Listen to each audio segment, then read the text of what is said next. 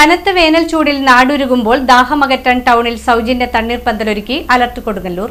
കൊടുങ്ങല്ലൂർ പടിഞ്ഞാറേ നടയിലുള്ള ഫ്രഷ് വ്യാപാരത്തിന് സമീപമാണ് അലർട്ട് കൊടുങ്ങല്ലൂർ സൗജന്യ തണ്ണീർപ്പന്തൽ ഒരുക്കിയിട്ടുള്ളത്. കൊടുങ്ങല്ലൂർ നഗരസഭാ ചെയർപേഴ്സൺ ഹണി പീതാംബരൻ ഉദ്ഘാടനം ചെയ്തു.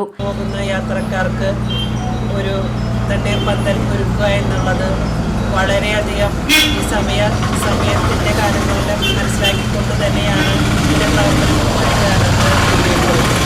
നമുക്കറിയാം, ഒരു ചെറിയ കാര്യമല്ല.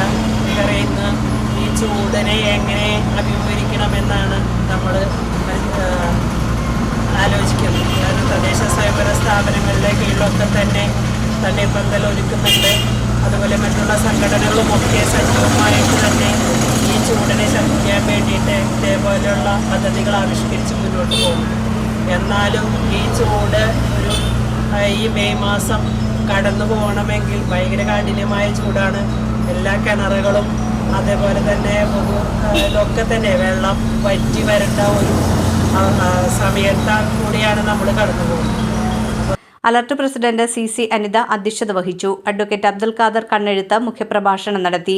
പറയുന്നവർക്ക് ഒരു ആശ്രയ കേന്ദ്രം എന്ന നിലയിലാണ് ഇവിടെ ഈ ഒരു ചെറിയൊരു സംരംഭം ഇവിടെ ആരംഭിച്ചിട്ടുള്ളത്.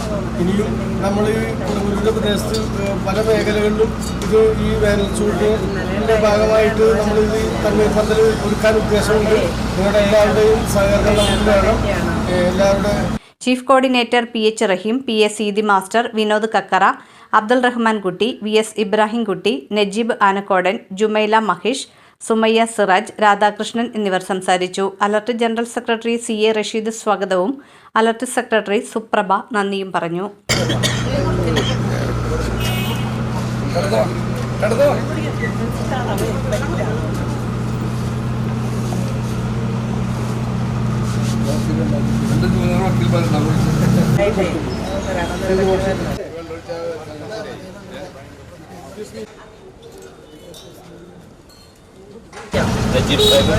മറ്റ് അവർക്കാരടക്കമുള്ള സ്നേഹസമ്മത മീഡിയ പ്രതിനിധികളെ വളരെ പ്രസക്തിയുള്ളൊരു സംരംഭമാണ് തുടങ്ങി വെച്ചിട്ടുള്ളത്.